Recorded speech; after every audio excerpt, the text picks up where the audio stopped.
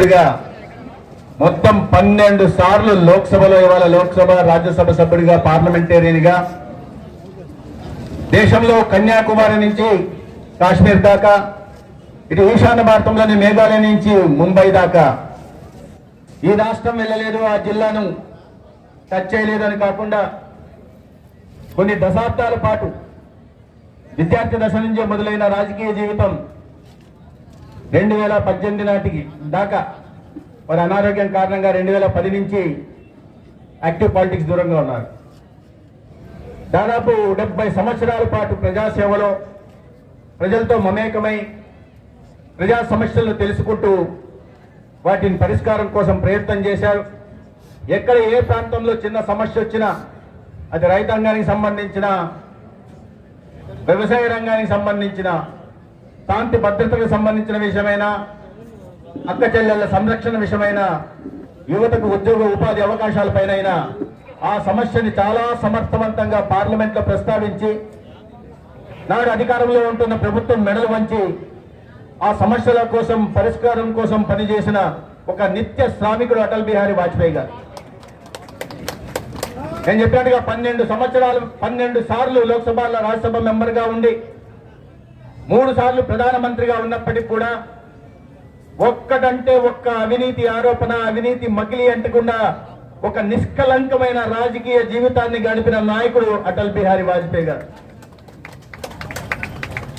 సిద్ధాంతానికి లోబడి, సిద్ధాంతం విషయంలో ఎక్కడ రాజీ పడకుండా అధికార పక్షాన్ని ఒక అంకుశంలాగా మారి తూట్లు పొడుస్తూనే సైద్ధాంతిక వైరుధ్యాలున్న కమ్యూనిస్టు పార్టీతో పోరాడుతూనే అందరి చేత మన్నలను పొడి తన అద్భుత వాక్పటింతో గాని, నిష్కలంక వ్యక్తిగత జీవితంతో గాని ఒక అజాత శత్రువుగా పేరు సంపాదించుకున్న నాయకుడు ఈ దేశంలో స్వతంత్ర భారతదేశం తర్వాత ఎవరన్నా ఉన్నారయ్యా అంటే మన గుర్తుకొచ్చే పేరు ఒకటే ఒక పేరు, అది అటల్ బిహారీ వాజ్పేయి గారు. రాజనీతిజ్ఞుడు,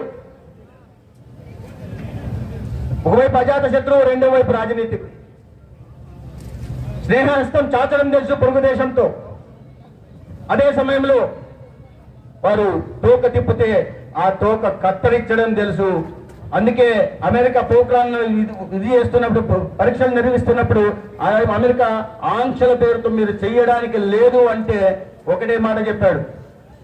ఆయన చెప్పింది టూట్ సక్తే సర్ జుకా నహీ సక్తే, నేను కావలిస్తే కూలిపోతాను కానీ ఎవరి ముందు తల వంచను, నీ ఆంక్షలు నన్నేం చేయలేవు, నీ నిర్బంధం నన్నేం చేయలేవు, నేను పోక్రాన్లో పరీక్షలు చేసి చూపిస్తానన్నాడు. చేసి చూపించి ప్రపంచానికి మన శక్తి సామర్థ్యాలను చాటడమే కాకుండా భారత్ రక్షణ రంగ పరంగా అత్యంత శక్తివంతమైన దేశంగా నడిపి ఇవాళ ప్రపంచ దేశాల్లో 4వ స్థానానికి తీసుకెళ్లిన మహానాయకుడు అటల్ బిహారీ వాజ్పేయి గారు. ఆయన బాగా తెలుసు, ఇన్ని లక్షణాలున్న వ్యక్తులు, అన్ని లక్షణాలున్న వ్యక్తులు రాజకీయాల్లో ఉండరు. ఒక పేద కుటుంబంలో పుట్టి ప్రధానమంత్రి అయినాడు, అదే పేద కుటుంబంలో పెట్టి విద్యాధికుడు అయినాడు, అదే ప్రజల మధ్య ఉంటూ ప్రజల సమస్యలను తీర్చాడు. ఒక మంచి రాజనీతికుడుగా, అజాత శత్రువుగా పేరు తెచ్చుకున్న వాజ్పేయి గారిలో ఇంకో కోణంగా ఉండే ఆయన కవి హృదయుడు, ఒక కళాత్మకమైన హృదయం కలిగిన వ్యక్తి. आप जानते फरूख साहब वो कितना बड़ा कवि थे. उन्होंने कहा आर नहीं मानूंगा रार नहीं टानूंगा, आर नहीं मानूंगा रार नहीं टानूंगा, काल का कपाल पे मिटता लिखता जाऊंगा, नया गीत मैं गाऊंगा. నేను అపజయాన్ని ఒప్పుకోను, నేను అపజయాన్ని ఒప్పుకోను, కొత్త దారిని నిర్మిస్తా.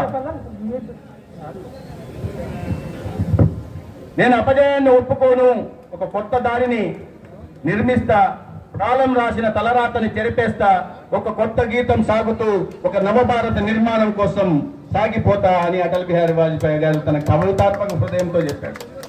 అనేక కవితలు కూడా రాయడం జరిగింది. ఇన్ని లక్షణాలు ఉన్న నాయకులు ప్రధానమంత్రి అయిన తర్వాత ఒక కనెక్టివిటీ రెవల్యూషన్ ఈ దేశంలో తీసుకురావడం జరిగింది. మీరు ఆలోచిస్తే చాలా మంది 50 సంవత్సరాలు 40 సంవత్సరాలు దాటిన వాళ్ళు కూడా ఇక్కడ ఉన్నారు. ఒక్కసారి గుర్తు తెచ్చుకుంటే ఆనాడు మన గ్రామాలకు వెళ్ళాలంటే ఎటువంటి ఇబ్బందికర పరిస్థితులు ఉండేవో మనకు తెలుసు. మనం పండించిన పంట, రైతులు పండించిన పంట నంద్యాలకు తెచ్చి అమ్ముకోవాలంటే కష్టపడే పరిస్థితులు ఉండేవి. మన ఇంట్లో పిల్లలు చదువుకోవాలంటే సైకిల్ మీద వెళ్ళాలి పట్టణానికంటే సరైన దారిలే సౌకర్యం ఉండేది కాదు. లేదా ఎవరన్నా రావాలన్నా, డాక్టర్ రావాలన్నా, యాక్టర్ రావాలన్నా, బీడీఓ రావాలన్నా, డీడీఓ రావాలన్నా, ఎవరు రావాలన్నా ఊరికి రావాలంటే రహదారులు సరిగా లేదు కాబట్టి వచ్చే సౌకర్యం ఉండేది కాదు. మన గ్రామాల అభివృద్ధి చెందేవి కాదు. వాటిని దృష్టిలో పెట్టుకుని గ్రామాల సాధికారత కోసం, ఆర్థిక పరిపుష్టి కోసం ప్రధానమంత్రి గ్రామ్ సడక్ యోజన తీసుకొచ్చి ఆనాడు 60,000 కోట్లతో 500 జనాభా కలిగిన ప్రతి గ్రామాన్ని కలిపే దిశగా ఆనాడు అటల్ బిహారీ వాజ్పేయి గారు ఆ కార్యక్రమాన్ని తీసుకొస్తే ఇవాళ ఎందుకు మన అటల్ బిహారీ వాజ్పేయి గారిని మా గురించి మాట్లాడుకుంటున్నాం? అద్భుత కార్యక్రమాలు తెచ్చారు. దాంతో పాటు ఇంకో లింకు కూడా దానికి పేరే అటల్ మోడీ సుపరిపాలన యాత్ర. ఆయన మార్గం చూపాడు, ఆయన పునాదులు వేశాడు. ఆయన 2 బిల్డింగ్లు నిర్మించిన తర్వాత దాని మీద ఆకాశ హర్మాల్ని నిర్మించే పని ప్రస్తుత ప్రధాని ఆనాడు వాజ్పేయి గారి దగ్గర శిక్షకం చేసిన నరేంద్ర మోడీ గారిని తీసుకొని ఆయన ఇక్కడ దాకా నిర్మిస్తే ఆయన ఎక్కడికో తీసుకెళ్లే ప్రయత్నం చేస్తున్నారు. ప్రధానమంత్రి గ్రామ సడక్ యోజన కింద 60,000 కోట్లతో ఆనాడు రహదారులు నిర్మిస్తే ఇవాళ రోజుకు 136 కిలోమీటర్ల చొప్పున ప్రస్తుత ప్రధానమంత్రి 8 లక్షల కిలోమీటర్ల రహదారులని 4 లక్షల కోట్ల ఖర్చు పెట్టి దేశవ్యాప్తంగా నిర్మించడం జరిగింది. ఆనాడు గ్రామీణ ఉపాధి పథకం కార్యక్రమం లేకపోతే పనికి ఆహార పథకం తీసుకొచ్చి, సంపూర్ణ గ్రామరాజు రోజుగారు యోజన తీసుకొచ్చి గ్రామీణ ప్రాంతాల్లో వ్యవసాయ కూలీల కోసం ఉపాధి కల్పించాలని అద్భుతమైన ఆలోచన వాజ్పేయి గారు తీసుకొచ్చే తదనంతరం అదే మహాత్మా గాంధీ ఉపాధి పథకం, గ్రామీణ ఉపాధి పథకమైంది. దానికి ఈ సంవత్సరం కూడా ప్రతి సంవత్సరం 75 నుంచి 80,000 కోట్లు నిధులు మంజూరు చేస్తూ బడ్జెట్ లో కేటాయింపులు చేస్తున్న నరేంద్ర మోడీ గారు ఈ సంవత్సరం కూడా 86,000 కోట్ల నిధులు మంజూరు చేయడం వల్ల మన గ్రామాల్లో ఇవాళ సిమెంట్ రోడ్లు వస్తున్నాయి, మన గ్రామాల్లో ఇవాళ లైట్లు వెలుగుతున్నాయి, మన గ్రామాల్లో శ్మశానాలకి కాంపౌండ్ లైట్లు వస్తున్నాయి, మన గ్రామాలకి కనెక్టివిటీ కూడా వస్తాయి.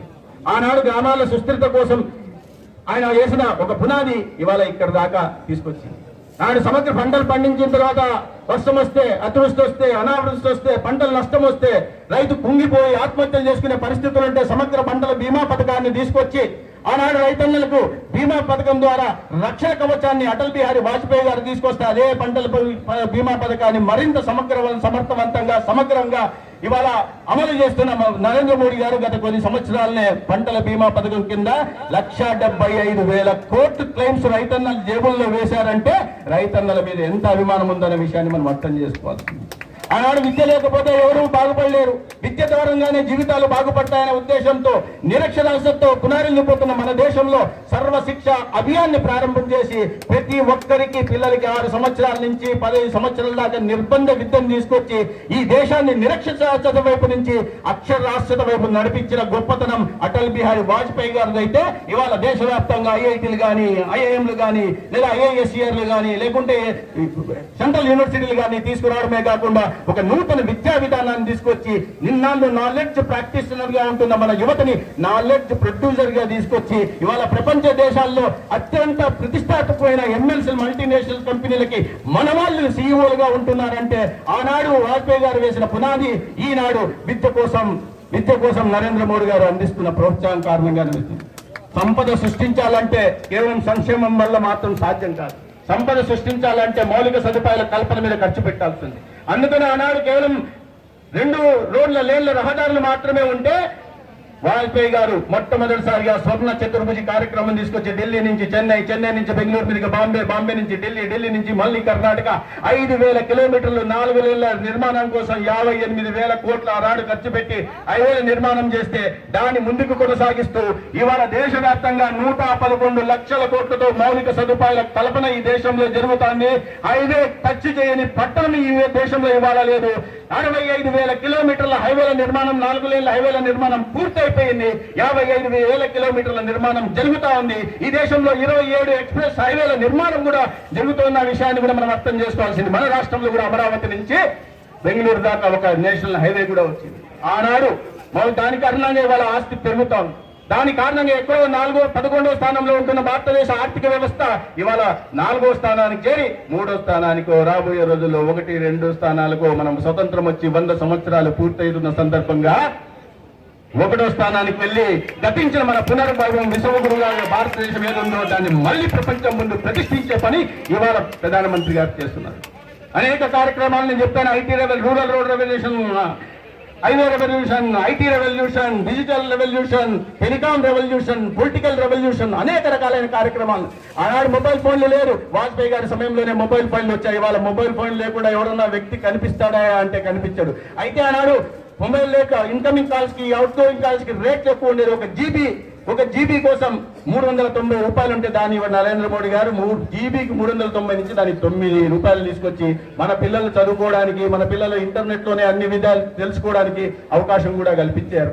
అటువంటి టెక్నాలజీ రెవల్యూషన్ కూడా జరిగింది. ఇవాళ ఐటీ ఆనాడు ఆంధ్రప్రదేశ్ లో ఐటీని ప్రోత్సహించిన చంద్రబాబు నాయుడు గారు అయితే దేశంలో ఐటీ పాలసీని తీసుకొచ్చి ఒక ఐటీ రెవల్యూషన్ తీసుకొని ఇవాళ మీరు ఏ దేశం పోయినా ఐటీ ఎంప్లాయీలో 30% ఎవరయ్యా ఉన్నారంటే అది తెలుగు వాళ్ళు ఉండడానికి కారణము ఆనాడు ఎన్డీఏ హయాంలో చేసిన ఐటీ రెవల్యూషన్ అనే విషయాన్ని మనం అర్థం చేసుకోవాలి. టీవీలో ఒకే ఒక టీవీ ఉండేది, ఎవరికైనా గుర్తుందో, రన్ రన్ రన్ రన్ తిరిగేది. అది మళ్ళీ మనం బైక్ వెళ్ళి ఏం చేసేవాళ్ళం, అంటేనా తిప్పేవాళ్ళం, వచ్చేది. ఏది ఆ ఛానల్? దూరదర్శన్. ఇవాళ దూరదర్శన్ మా వాళ్ళు పెట్టారు, ప్రభుత్వం అది మర్చిపోయారు. ఇప్పుడు ఏ ఆల్ఫాబెట్ లో A to Z ఎన్ని అక్షరాలు ఉన్నాయో అన్ని టీవీ ఛానల్ ప్రతి పట్టణంలో ఉన్నాయి.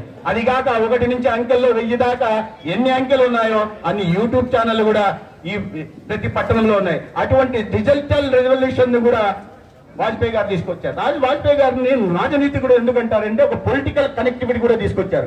ఎన్డీఏ మొట్టమొదటిసారిగా ఒక కాంగ్రెస్ ఒక ప్లాట్ఫామ్ నిర్మించి ఎన్డీఏ స్థాపించి దానికి ఆనాడు దార్శనిక నాయకుడుగా ఉంటున్న చంద్రబాబు నాయుడు గారిని అధ్యక్షుడు చేసి ఎన్డీఏకి 23 పార్టీల్ని ఆనాడు 5 సంవత్సరాల పాటు నడిపి ఒక సంపూర్ణమైన అభివృద్ధిని దేశాన్ని చూపించి పెట్టాడు. మన రాష్ట్రంలో వచ్చేస్తే తెలుగుదేశం పార్టీతో, పక్కన పోతే ఏడీఎంకే పార్టీతో, ఇటు పక్క కర్ణాటక పోతే జేడీయూతో, అట్లా మహారాష్ట్రకు పోతే శివసేనతో, అట్లా ఒడిశాకు పోతే బిజు జనతా దళతో, అట్లా పంజాబ్ కు పోతే అకాలీదళ్ పార్టీతో, అట్లా పైకి వెళ్తే నేషనల్ కాన్ఫరెన్స్ తో, అక్కడికి వెళ్తే అస్సాం గణ పరిషత్ తో అస్సాంలో, బీహార్ లో పోతే నితీష్ పార్టీ సమతా పార్టీతో, బెంగాల్కి పోతే మమతా బెనర్జీ పార్టీతో, ఇన్ని పార్టీల్ని ఒక్కటి చేసి 5 సంవత్సరాల పాటు ఎటువంటి లుకలుకలు లేకుండా, ఎటువంటి ఇబ్బందులు లేకుండా ఒక అద్భుతమైన పారదర్శకమైన ప్రజారంజకమైన పాలన ఆనాడు వాజ్పేయి గారు అందించారు. అందరూ ఎవరు అడిగినా వాజ్పేయి గారు చాలా ఉదారవాది, అజాత శత్రువు, ఎవరిని పాపం చిన్న ఇది కూడా చేయరు అని. అటువంటి వ్యక్తే నేను చెప్పాను కదా, టూట్ సక్తే హై లేకిన్ జుక్ నహీ సక్తే అని. అటువంటి సమర్థమైన ఒక నేషన్ ఫస్ట్ కన్విక్షన్ ఉన్న నాయకుడు ఆనాడు స్నేహస్తం చాటాడు పాకిస్తాన్ కి, అయ్యా ఎందుకయ్యా మీకు మాకు గొడవలు, శాంతియుతంగా జీవిద్దాం, ఇద్దరం అభివృద్ధి చెందుతాం, ఒకే దేశంగా ఉండేవాళ్ళం, ఆ బ్రిటిష్ వారి కారణంగా చేసి బాధ్యతాయుతమైన దాడి రోగ్ నేషన్ మీద వాళ్ళు ఎవరు అమాయకులు వచ్చి దొంగదారి దెబ్బతీసి చంపేసిపోతే మనం మాత్రం వాళ్ళ ఉగ్రవాద శిబిరాల్ని అత్యంత ప్రసిద్ధంతో ధ్వంసం చేస్తూ ఒక్కరంటే ఒక పాకిస్తానీ పౌరుడికి గాయం కూడా తగలకుండా, ఎందుకంటే పౌరులకు సంబంధం లేదు అక్కడ ప్రభుత్వంలో ఉంటున్న వాళ్ళు, అక్కడ మిలిటరీలో ఉంటున్న వాళ్ళు ఇట్లాంటి దుశ్చర్యలు పాల్పడుతున్నారు. ఇవాళ అటువంటి పరిస్థితి దాన్ని కొనసాగిస్తూ ఇవాళ నరేంద్ర మోడీ గారు మీరు కొన్ని చూస్తే 10 ఏళ్ల తర్వాత చూస్తే ఎక్కడ చూసినా పేపర్ తెరిస్తే బాంబు దాడి, టీవీ ఆన్ చేస్తే బాంబు దాడి, జైపూర్లో బాంబు దాడి, ఢిల్లీలో బాంబు దాడి, కలకత్తాలో బాంబు దాడి, హైదరాబాద్ లో లుంబిని పార్క్ లో బాంబు దాడి, గోకుల్ చాట్ లో బాంబు దాడి, 100 మంది చనిపోతున్నారు. 4 వచ్చి పాకిస్తాన్ నుంచి వచ్చే పడవలు వచ్చేసి మొత్తం దట్టుకంటే బాంబే ఫర్ రాన్సమ్ 4 వచ్చి దాదాపు 178 మందిని చంపేసి వెళ్ళిపోతే ఇవాళ దేశంలో ఎటువంటి పరిస్థితులు ఉన్నాయి, శాంతి భద్రతలు ఎలా ఉన్నాయంటే గత 10 సంవత్సరాల్లో ఎక్కడన్నా ఒక్కటంటే ఒక్క ఉగ్రవాద బాంబు దాడి జరిగిన సంఘటన ఎక్కడన్నా కనిపించిందా? ఎక్కడ లేదు, ఒక్కడికి కనిపించట్లేదు. అద్భుత పాలన దేశంలో తాగుతోంది.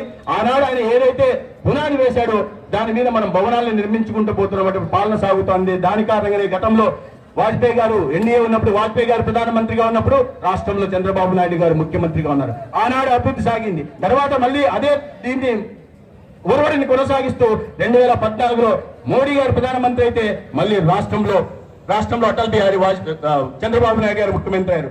మీకు తెలుసు నంద్యాల వాసులకి రైల్వే రెవల్యూషన్ కూడా తీసుకొచ్చారు వాజ్పేయి గారు. అన్ని దీళ్ళని ఎలక్ట్రిఫికేషన్ చేయడం మొదలు పెట్టారు. దాన్ని ముందుకు తీసుకెళ్తూ ఇవాళ ఎక్కడ చూసినా మొత్తం 100% ఎలక్ట్రిఫికేషన్ పూర్తి చేయడమే కాకుండా వందే భారత్ రైళ్లు నడుస్తున్నాయి, బుల్లెట్ ట్రైన్లు నడుస్తున్నాయి. ముఖ్యంగా మనం నంద్యాల వాసులను గుర్తు పెట్టుకోవాల్సిందంటే ఎప్పుడో ఇక్కడ ప్రధానమంత్రిగా ఉన్నప్పుడు పివి నరసింహారావు గారు భూమి పూజ చేసిపోతే రైల్వే పనులు మొదలు కాల. కానీ మళ్ళీ 2014లో కేంద్రంలో రాష్ట్రంలో ఎన్డీఏ ప్రభుత్వం మొదలైన తర్వాత ఎర్రగుంట్ల నంద్యాల రైల్వే లైన్ మొదటి 2 సంవత్సరాల్లోనే బడ్జెట్ ఇచ్చి బసవరాజ్ గౌడ గారు తర్వాత సురేష్ ప్రభు గారు ఇద్దరు 2 సంవత్సరాల్లోనే ఇచ్చి 900 కోట్లతో రైల్వే లైన్ కూడా చేసింది. అదే సందర్భంలో ఈ భారత్ సేతు కింద చంద్రబాబు నాయుడు గారు మన ఫ్లైఓవర్ నిర్మించిన విషయాన్ని కూడా చూడాలి. ఎక్కడో అధికారం ఎక్కడో ఇది, ఇక్కడ మన స్థానికంగా మన పనులు జరుగుతున్నాయి. ఇటువంటి ఎన్డీఏ ప్రభుత్వం రావడం వల్ల ఈ మార్పు మనకు స్పష్టంగా కనిపిస్తుంది. మన రాష్ట్రంలో కూడా ఎన్డీఏ ప్రభుత్వం వచ్చిన తర్వాత 5 సంవత్సరాల విధ్వంస పాలన నుంచి బయటకు తీసుకొచ్చాం, ఒక అంధకారంలోంచి బయటకు వచ్చాం, అవినీతి ఊపిలోంచి బయటకు వచ్చాం. ఇప్పుడు స్వేచ్ఛగా ఊపిరి పీల్చుకుంటున్నాం, మంచి ప్రభుత్వాన్ని చూస్తున్నాం, ఒక సానుకూల వాతావరణం ఉంటుంది. నేను పెద్ద దీని గురించి చెప్పండి, రోడ్డు ఒకళ్ళలో పెట్టుబడుల గురించి చెప్పను, మన రాష్ట్రంలో ఉంటున్న 3 ఎకనామిక్ కారిడార్ల గురించి చెప్పను, కొప్పర్తిలో పెట్టుబడుల